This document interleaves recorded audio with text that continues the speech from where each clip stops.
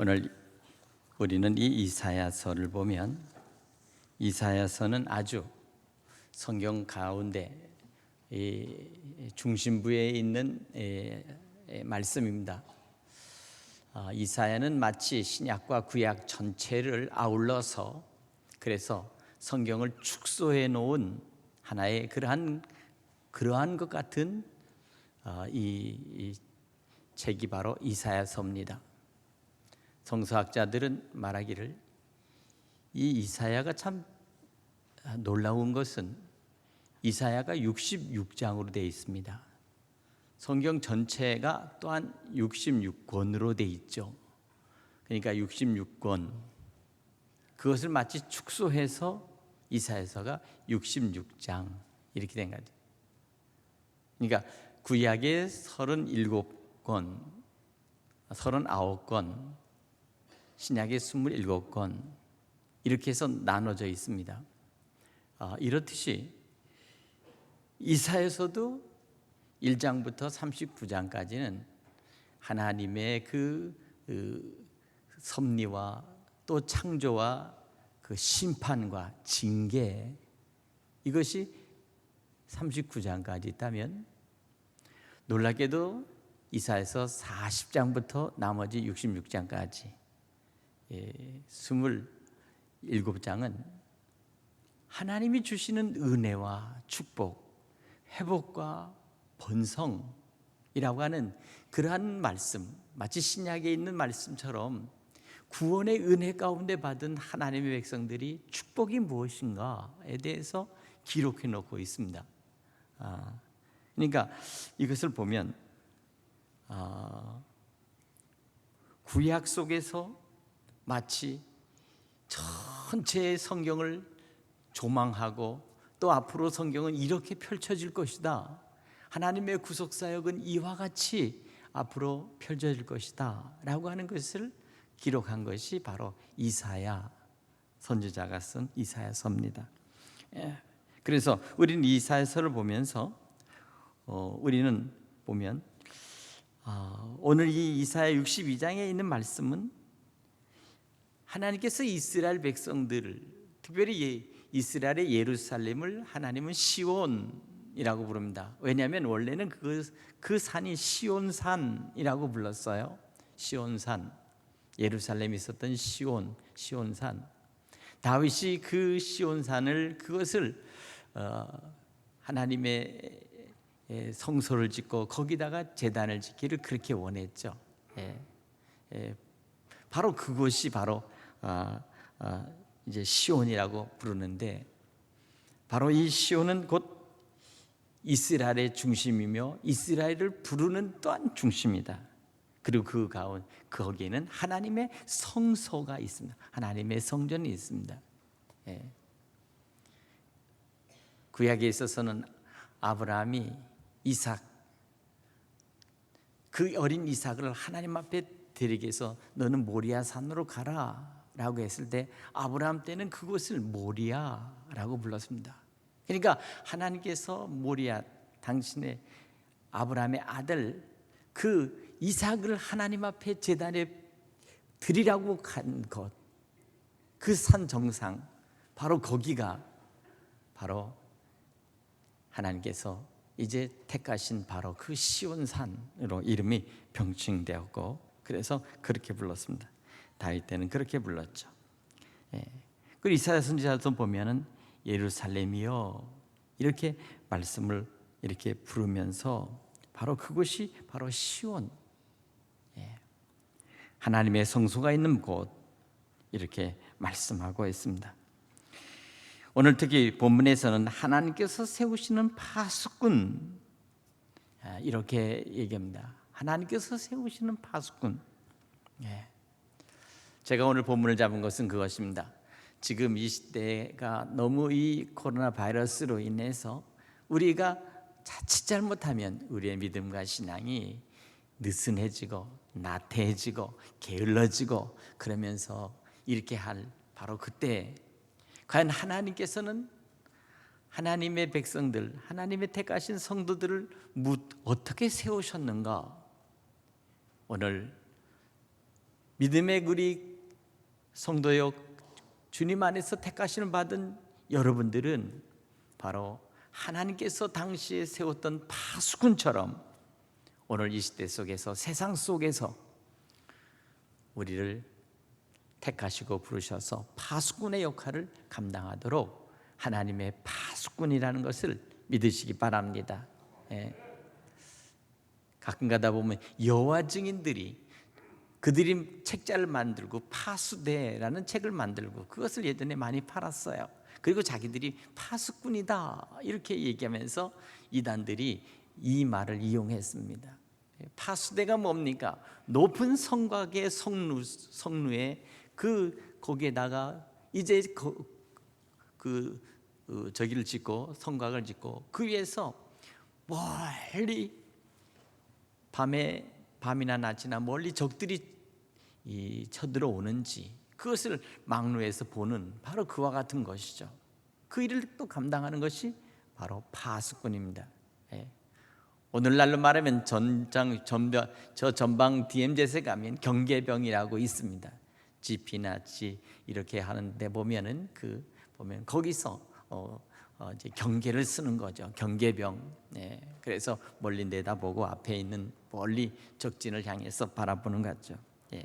그들은 그 어떤 적들이 쳐다오든지 아니면 어떤 사람들이 그 성에 들어오고 나가는 것들을 하는 것인데 예의주시하고 그리고 그들의 동태를 파악하는 것입니다. 이와 같은 일들을 하는 것이 바로 파수꾼입니다. 그런데 오늘 여기 내가 너의 성벽 위에 파수꾼을 세우고 라고 하는 이 말씀으로부터 오늘 본문은 세우고 있는데, 저는 이 말씀은 정말 우리가 이 시대 속에서 살아가면서 예수 믿는 우리 모두가, 주님의 교회들이 세상 속에서 무슨 역할을 하는가? 바로 그것은 바로 파수꾼의 역할을 한다고 저는 믿습니다. 세상이 돌아가는 모든 환경 속에서 지금 참된 하나님의 말씀을 붙들고 그리고 말씀에 의해서 세워진 하나님의 일꾼들이 이제 이 세상 속에서 무슨 일을 감당할 수 있을까? 바로 그것은 하나님이 원하시고 우리 주님께서 행하시고자 하시는 이 생명의 복음을 우리가 끝까지 전파하고 영혼을 구원하고 죽어가는 생명들을 주님 앞으로 인도할 뿐만 아니라 세상 속의 바른 평화와 그리고 모든 사람들에게 전하는 따뜻한 영원한 생명의 이 복음을 우리가 저들에게 전해야 됩니다. 때로는 세상 속에서 온갖 불의와 부정 가운데 있는 이 세상 속에서 참다운 진정한 정의가 무엇인가를 우리는 세상 속에 빛과 소금의 역할을 감당하며 그것을 우리가 보여줘야 될 줄로 믿습니다. 하나님의 파수꾼, 오늘 이 파수꾼은 결코 밤에나 낮이나 쉬지 않고 그들은 자기가 맡은 경계와 그리고 자기가 맡은 임무를 최선을 다하는 것입니다. 밤이 어두워지고 그리고 다른 사람이 다 준다고 해서 그래서 그들도 잠드는 것이 아닙니다.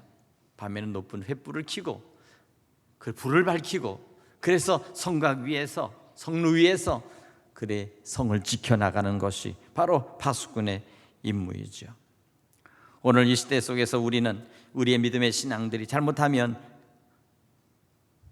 느슨해져서 아니면 또 게을러져서 아니면 그 어떤 것으로 인해서 점점점 우리의 믿음이 식어져서 그래서 마치 아무것도 할 수 없고 뭔가 새로운 것들을 시도하지 못한 채 주저앉는 신앙, 이 신앙 속에서는 결코 안 되겠다는 사실입니다. 오늘 그래서 우리는 먼저 우리의 파수꾼의 임무를 감당할 수 있는 믿음의 성도들이 될 수 있기를 주님의 이름으로 간절히 축원합니다. 우리가 이 시대 속에서 해야 될 일이 무엇입니까?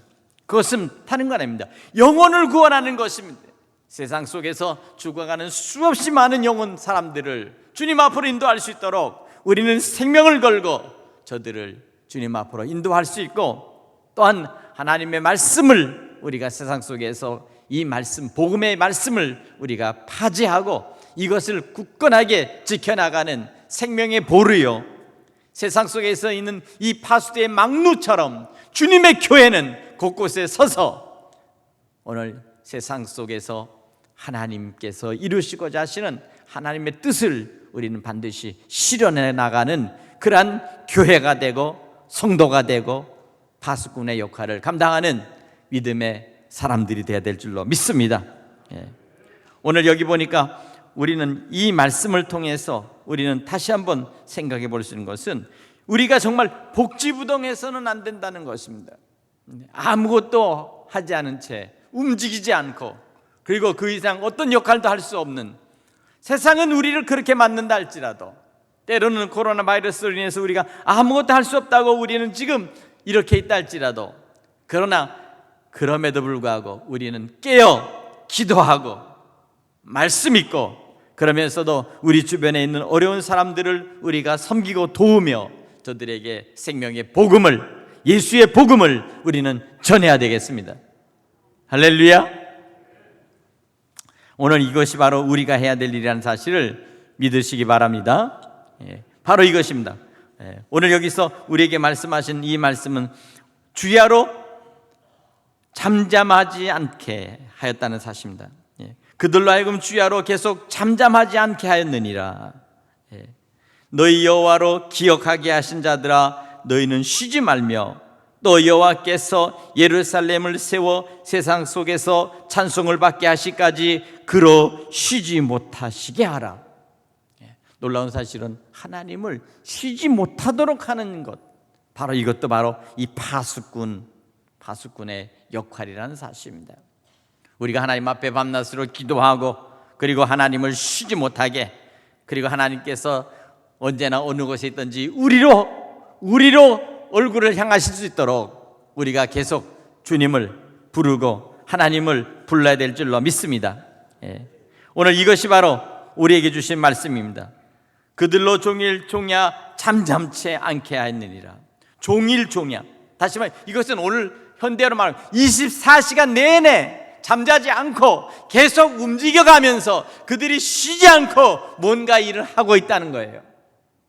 이것이 바로 파수꾼의 역할이라면 오늘 세상을 향하여 나아가는 우리 교회가, 주님의 교회가 하나님의 파수꾼의 역할을 감당할 때, 우리는 그 어떤 일을 그와 같이 감당할 때 오늘 이 제단은 이와 같은 말씀을 통해서, 기도를 통해서, 말씀 읽는 걸 통해서, 또한 세상 속에서 섬기는 봉사를 통해서 우리는 끊임없이 종일 종야 우리가 하나님 앞에 부르짖으며 무언가를 감당할 수 있는 그런 교회가 되어야 될 줄로 믿습니다.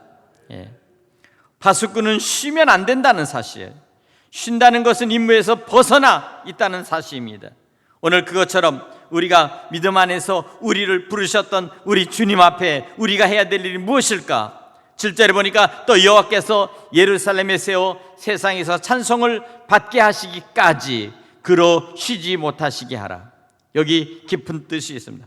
하나님을 쉬지 못하게 해야 하는 것, 이것이 바로 파수꾼이라는 거예요. 오늘 우리가 해야 될 일이 무엇입니까?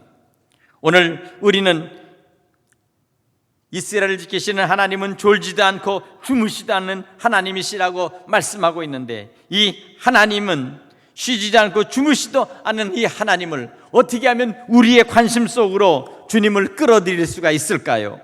어떻게 하면 주님이 우리를 바라볼 수 있도록 우리가 종일 종야 하나님께 매달려 기도할 수 있을까요? 오늘 이것은 하나님을 쉬지 못하게 하라 하는 어떤 의미는, 여기는 분명히 어떤 큰 뜻이 있는 줄로 믿습니다. 하나님을 향해서 조르고 하나님을 해서 구하고 하나님 앞에 하나님께서 쉬지 못하도록 귀찮게 하는 방법은 바로 우리에게 관심을 끌고 그리고 우리를 바라볼 수밖에 없도록 우리가 하는 일입니다. 이것은 바로 우리가 기도하면서 하나님 앞에 부르짖는 일입니다. 누가복음 11장 5절부터 8절에 보니까 밤중에 어떤 한 친구가 찾아왔습니다. 근데 이 친구가 하루 종일 먹지 못하고 그렇게 굶으면서 먼 길을 찾아 친구에게 왔습니다.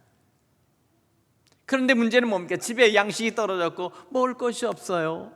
그러니 어떡합니까? 이 친구를 위해서 다른 옆집에 가서 문을 두들깁니다. 옆집에 있는 친구한테 친구야 내가 친구가 왔는데 그 친구가 먹을 떡이 없다. 그러니 어떡하니? 너희 집엔 떡을 좀 다오. 그런데 지금 문을 잠그고 있는 이 친구는 이미 잠이 들었습니다. 온 가족이 잠이 들었습니다. 아이와 함께 자리를 펴고 깊은 잠에 들다가 문을 두드리는 소리에 깨었습니다. 그때 친구가 말한다. 야, 내일 새벽에 오면 안 되겠니? 내일 아침 일찍 오면 안 되겠니? 우리 다 지금 자고 있는데 라고 합니다.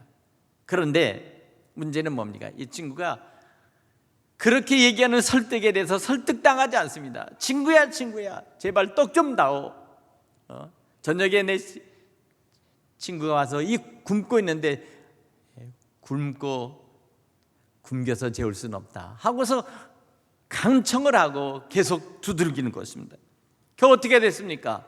결국에는 온 집에 있는 불을 켜고 그래서 떡을 찾아서 그래서 그 친구에게 돌려줬다는 거예요. 이게 주님의 말씀이에요. 왜 주님께서 이런 말씀을 하셨을까요? 두 번째, 주님께서는 누가복음 18절에 똑같은 얘기를 반복해서 하는데 예화를 달리합니다. 어떤 마을에, 어떤 동네에 어떤 한 불쌍하고 억울한 일을 당한 그런 한 과부가 있었습니다. 그런데 이 억울한 과부가 마음에 한이 품고 억울하니까 이제 재판관에 가서 자기의 당한 일들을 갖다가 이제 재판을 해달라고 다시 탄원을 합니다. 내 억울함을 풀어주소서. 내 억울함은 내가 억울해서는 견딜 수가 없습니다. 그런데 문제는 뭡니까? 이 재판관이 불의한 재판관이라는 거예요. 다시 말하면 다른 사람들이 뇌물을 주고 그리고 그 뇌물을 받으면 재판을 제대로 하지 않고 자기가 결국 이익이 되는 대로 그렇게 했다는 거예요. 부정한 방법으로 했다는 거예요. 이 불의한 재판관. 그런데 문제는 뭡니까? 이 한 여인이 한을 품고 계속해서 매일매일 찾아옵니다. 재판관이시여, 내 이 억울함을 풀어주소서. 내쫓아라. 저 문 밖에 내쫓아. 그러면 잠거라 해도 또 밖에서 소리 지릅니다. 억울합니다. 내 한을 풀어주세요. 이렇게 해서 매일매일 와서 소리를 지르고 그리고 지나갈 때마다 재판관님 저 아시죠? 제 억울함 아시죠? 하고서 와서 붙들고 늘어지고. 그러니까 이제는 뭡니까? 이 재판관이 이거 안 되겠다.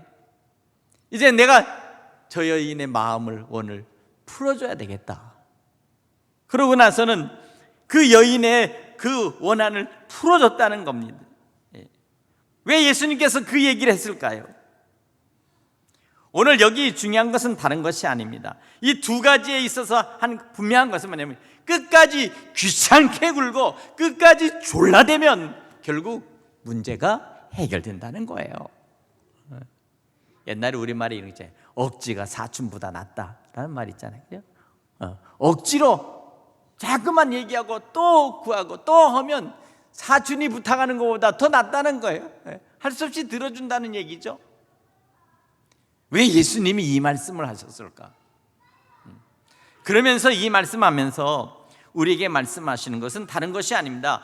하나님께 너희가 이렇게 마음을 두고 계속해서 하나님 앞에 구하면 하나님께서는 이것을 들으시고 너희의 마음속에 있는 그 구하는 것을 주시지 않겠느냐?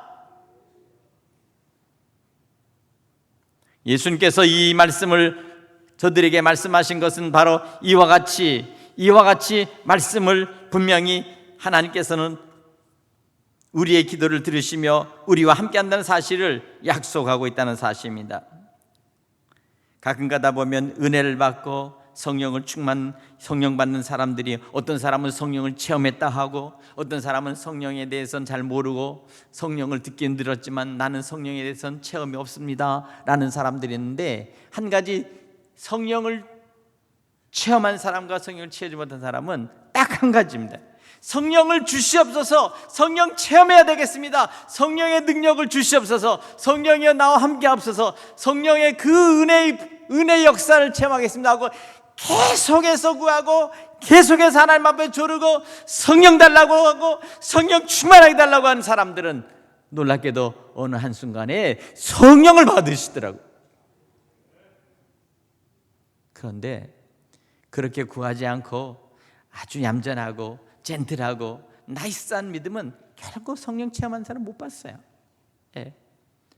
때로는 무모할 정도로, 때로는 무지할 정도로, 때로는 정말 가당치 않을 정도로 그렇게 맹목적으로 하나님 앞에, 주님 앞에 달려들어서 조르고 또 조르고 하나님 앞에 구하고 또 구하는 자에게 반드시 주님은 응답하신 줄 믿으시기 바랍니다. 예. 그래서 주님께서 말씀하십니다. 구하라 그러면 구할 것이요, 찾으라 그러면 찾을 것이요, 문을 두드리라 그러면 열릴 것이네.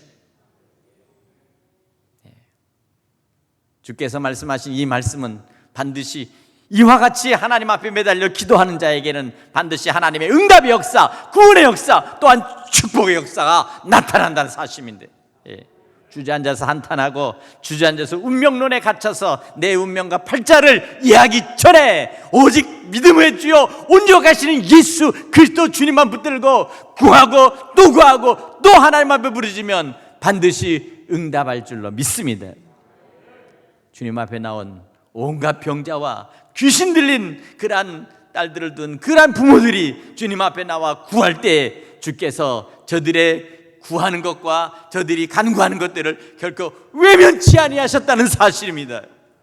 오늘 이것입니다. 오늘 그렇기 때문에 우리는 주님 앞에 나와 주님을 귀찮게 할 정도로 구하는 자에게 반드시 하나님 약속하시고 축복하신다. 오늘 본문이 그거예요. 하나님으로 쉬시지 못하게 하라. 오늘 우리의 믿음이 어떤 믿음입니까? 식어지고 그리고 우리의 믿음이 차져서 냉정한 믿음, 이 믿음 가지고는 되지 않습니다. 다시 한번 우리의 믿음이 뜨거워져야 되겠습니다. 우리의 믿음이 더 적극적이어야 되겠습니다. 우리의 믿음이 정말 주님 앞에 간절하고 또 간절한 마음으로 우리가 구해야 되겠습니다. 먹을 것이 없고 가난하고 정말 때거리가 없었던 때가 있었습니다. 여러분의 때도 있었고 저의 때도 있었습니다. 그때는 어떻게든지 한번 잘 먹고 잘 살아봐야 되겠다. 굶지 않고 살아야 되겠다. 내 자식은 한번 잘 키워봐야 되겠다 라고 했던 때가 불과 얼마 전입니다. 생각해 보세요. 등 뜨뜻하고 배부르고 좋은 집 좋은 아파트에 살면서 이만하면 됐으니까 이제 하나님과 점점 거리를 두고 적당히 미지근하게 그러면서도 안전하게 행복하게 살려고 그렇게 생각하십니까? 정신 차려야 합니다. 다시 한번 우리의 믿음을 새롭게 할 수 있기를 주님의 이름을 간절히 부탁드립니다. 다시 경건한 마음으로, 진실한 마음으로, 순전한 마음으로, 신실하고도 정결한 마음으로 우리가 주님 앞에 나와 간절하게 매달리고 또 매달려야 되겠습니다. 그래야만 우리의 세대, 다음 세대, 미래 세대를 향해서 우리의 자녀들이 믿음의 본을 보고 그리고 저들이 믿음의 신앙을 가지고 저들이 나아갈 줄로 믿습니다. 내 자식의 미래는 곧 나의 모습 속에서 그대로 저들에게 투영되고 그리고 학습된다는 사실을 우리는 기억해야 합니다. 오늘 더욱 우리가 신앙과 믿음 안에서 정말 하나님을 쉬지 못하게 하라고 하는 이 파수꾼의 이 역할처럼 오늘 우리가 세상 속에서 우리가 믿음을 가지고 세상을 향해서 나가서 세상을 지키는, 세상을 구원하는 참된 크리스찬의 모습 속에서 우리는 새롭게 믿음으로 나가야 될 줄로 믿습니다. 네. 오늘 이 주간은 바로 요한 웨슬레이 회심 주간입니다. 한 사람이 주님 앞에 회심하고 그리고 온전히 주님 앞에서 회개하고 참된 신앙 안에서 바로 섰을 때 영국이라고 하는 이 큰 나라가 바로 구원을 받고 그리고 나라가 변화가 됐다는 사실입니다. 이것이 바로 요한 웨슬레이의 놀라운 회심 주간으로부터 시작했습니다. 올더스께서 이 회심이 바로 오늘 우리의 회심이 되어야 될 줄로 믿습니다. 우리 감리교회가 다시 한번 새롭게 믿음 안에서 회심하고 하나님 앞에 구하면 오늘 여기 주신 말씀대로 너희의 얻을 양식과 너희의 얻은 포도주를 결코 이방인에게 내어주지 않도록 내가 너희를 지켜주리라. 이 나라와 이 민족의 이 모든 경제와 어려움 속에서 오늘 우리가 주님 안에 축복받고 더 믿음 안에서 우리가 강성하여져서 정말 세계 안에서 선교와 그리고 믿음의 복음의 증거에 앞장서는 그러한 앞장선 나라가 될 수 있도록, 우리 자녀들이 그것을 이어받을 수 있도록 우리는 이 믿음과 이 선교의 사명을 우리가 물려줘야 될 줄로 믿습니다. 저들에게 물려주고 또 물려주고 주님의 교회를 저들에게 다시 세워나갈 수 있도록 저들에게 세워나가는 것, 바로 오늘 이것이 우리 믿음의 성도들이 파수꾼의 역할을 감당할 때 이 일이 감당되는 줄 믿으시기 바랍니다. 오늘 주신 말씀은 마지막 말씀입니다. 9절에 오직 추수한 자가 그것을 먹고 나 여호와를 찬송할 것이요 거둔 자가 그것을 나의 성소들에서 마시리라 하셨느니라. 아멘. 하나님의 파수꾼은 하나님의 성소, 하나님의 교회, 그 안에서 먹고 마시며 축복을 누릴 수 있다는 사실을 약속했다는 사실입니다. 오늘 사랑하는 여러분, 오늘 우리는 이제 어떤 일을 해야 됩니까? 오늘 우리는 다시 한번 우리가 새롭게 믿음의 각오를 하면서 오늘 10절에 있는 말씀을 읽고 기도하겠습니다. 10장인 말씀, 성문으로 나아가라. 백성이 올 길을 닦으라. 큰 길을 수축하라. 돌을 제하라. 만민을 위하여 기치를 들라. 아멘. 오늘 이것입니다. 파수꾼의 사명은 성벽 위에서 밤이 맞도록 세우는 일만 하는 것이 아니라 저들이 성문으로 나아가 새롭게 새로운 미래를 개척해 나가는 사람들, 바로 그들이 하나님의 파수꾼이라는 사실을 우리에게 가르쳐주고 있습니다. 이 시대 속에서 참 하나님의 파수꾼의 역할을 감당할 수 있는 우리 믿음의 성도들 되시기를 간절히 축복합니다. 기도하겠습니다. 하나님이시여,